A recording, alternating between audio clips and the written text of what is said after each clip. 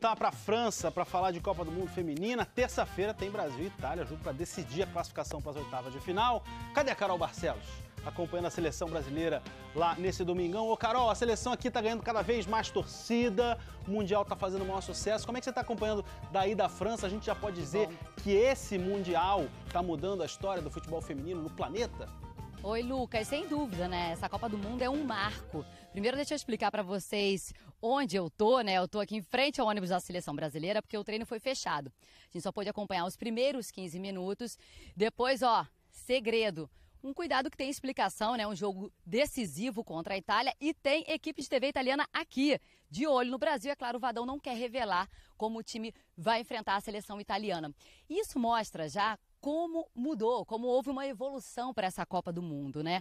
Porque a visibilidade é sem dúvida muito maior agora. Eu vou passar umas informações para vocês que eu acho que vão dar um panorama.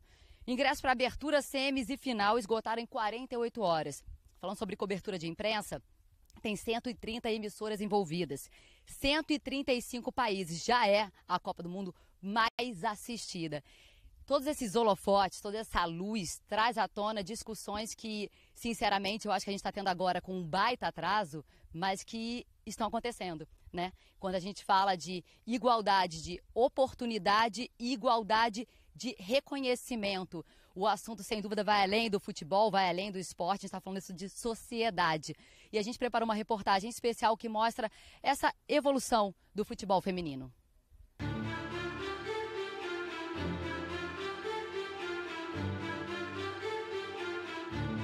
Essa é uma história sobre vozes, por muito tempo silenciadas.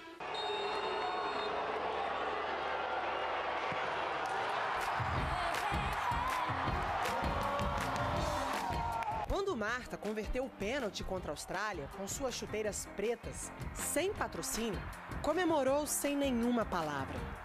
Rosto fechado, apontou o símbolo azul e rosa, que pede igualdade entre os gêneros.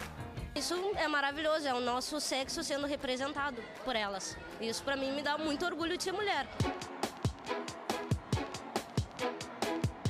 Nas primeiras rodadas, a Copa do Mundo de 2019 mostrou sua potência. Mais de 1 milhão de ingressos vendidos, 11 milhões de telespectadores na França para o jogo de abertura, 30 milhões de brasileiros acompanhando a estreia da seleção contra a Jamaica. Expectativa de 1 bilhão de pessoas vendo a Copa pela TV em todo o mundo. Celebridades abraçaram o time nas redes sociais. No segundo jogo, quinta-feira, empresas interromperam o expediente e torcedoras de todo o país se enxergaram em campo. Queria ser uma delas, uma Formiga, uma Marta, uma Andressa, né? Mas infelizmente não jogo tão bem, mas adoro ver futebol. Você não pode, você é menina, isso não é pra você. E aí você vê a Marta fazendo um gol lindo desse, representando a gente. E toda essa movimentação ao redor disso. É muito bonito, viu? Vou te dizer. É emocionante. Num gesto tão simples, a melhor jogadora do mundo levantou questões tão duras quanto antigas. Por que as mulheres têm salários menores? Por que as mulheres têm poucas oportunidades? Por que as mulheres têm menos apoio? Essa Copa aqui na França é, sem dúvida, o momento de maior atenção da história do futebol feminino. Com tantos holofotes, a cada apito inicial, os problemas podem até ser esquecidos.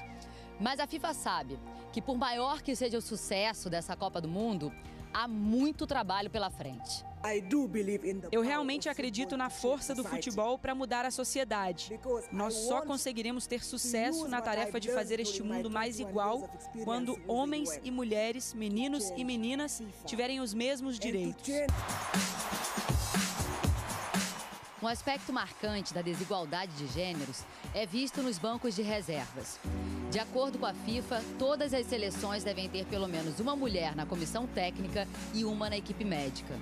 O Brasil, por exemplo, conta com a auxiliar Beatriz Vaz e a fisioterapeuta Caterine Ferro. Isso é um processo que está acontecendo, ele vem a passos, eu acho que bastante significativos, e é uma questão de tempo para que tudo isso aconteça de maneira natural. Mas, como treinadoras, o Mundial tem apenas 9 mulheres contra 15 homens.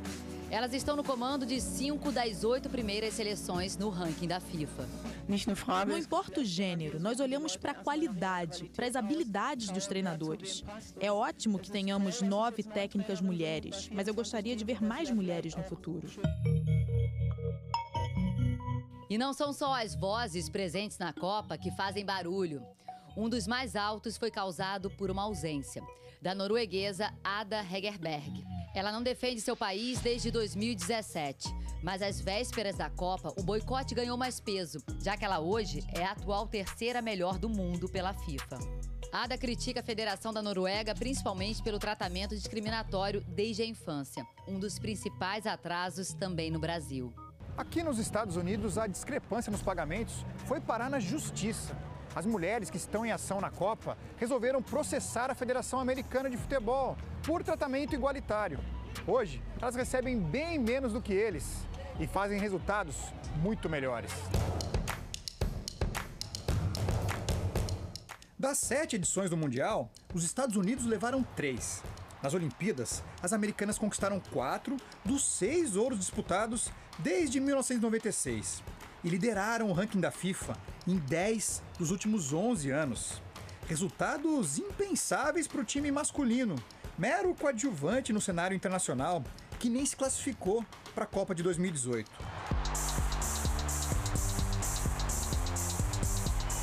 Mesmo assim, a discrepância para os homens em termos financeiros ainda é gritante. Entre 2013 e 2016, as atletas da seleção alegam que ganharam 3 vezes menos do que os jogadores em premiações.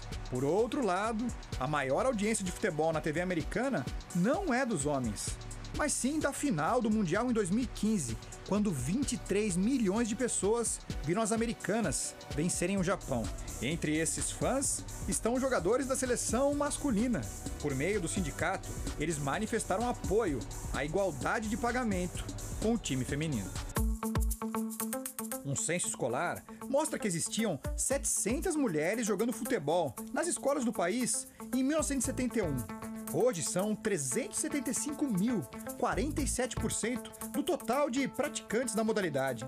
E nas universidades, elas são maioria, 53% de quem joga futebol. O mercado tem que vir primeiro. Os Estados Unidos tem um mercado, né? A menina joga futebol desde muito pequena, né? É um esporte que é muito procurado. No Brasil, esse mercado, mesmo que lentamente, vai se abrindo. Em São Paulo, um projeto que começou como um passatempo entre amigas, hoje reúne quase 300 mulheres de todas as idades. Aqui, a ideia é massificar a prática do esporte. Tem uma questão do encorajamento e da autoestima, né? O futebol é muito bom para trazer autoestima para essas meninas, para elas conhecerem o próprio corpo. O cenário profissional também passa por mudanças. O número de equipes no Brasileirão Feminino subiu de 16 para 36 nesse ano. Também foi anunciada a primeira competição de base, o Brasileiro Sub-18. Mas a diferença para o masculino ainda é brutal. Hoje, a CBF organiza 13 competições para homens e apenas 3 para mulheres. O Brasil tem quase 11 mil jogadores com contrato profissional. Apenas 237 são mulheres. Para o futebol feminino dar certo, a gente precisa ter as duas frentes, né? A frente de estrutura, então ter o espaço onde a menina consegue vir, praticar, seja como lazer, seja pensando no alto rendimento, mas também a inspiração. Ela precisa poder olhar para a TV e se enxergar lá. A importância da representatividade é uma preocupação global. No ano passado, Marta se tornou embaixadora da ONU Mulheres pela igualdade de gênero no esporte. A principal razão para a ONU escolher a Marta como embaixadora é a história da brasileira, capaz de inspirar meninas do mundo todo. Afinal, o futebol feminino vive estágios diferentes de desenvolvimento em cada país. Aqui na Inglaterra, a estimativa é de que hoje existam 3 milhões de praticantes do esporte entre as mulheres. E muitas começam cedo. Mas, no nível mais alto do esporte, a diferença ainda é muito grande. Na comparação com os homens, elas ainda recebem quase 100 vezes menos. Situação parecida vivem as profissionais da Alemanha, o único país que já foi campeão do mundo, tanto no masculino quanto no feminino, e que já venceu a Eurocopa Feminina 8 vezes. Apesar das conquistas, muitas jogadoras, inclusive algumas que estão disputando o Mundial, se dividem entre treinos, jogos e estudos. Elas sabem que precisarão de uma nova profissão quando pendurarem as chuteiras. A história de Nath Pereira é um exemplo da dificuldade que as meninas ainda enfrentam no Brasil. Mas é também uma esperança para o futuro. Ela foi artilheira em um campeonato de futsal de Florianópolis. A única menina entre 900 crianças. Entrou para a equipe sub-10 do Avaí. Como Marta na infância, joga entre os meninos, porque não há categorias de base femininas nessa idade. Mas nessa semana, Nath assinou seu primeiro contrato com uma marca esportiva. Eu quero conseguir bola de ouro, eu quero ter proposta para jogar fora. Tipo, eu quero, assim, ser uma jogadora profissional, assim. Marta joga Copa com uma chuteira preta, porque recusou propostas de patrocínio 60 vezes menores do que se paga para um super craque do futebol masculino.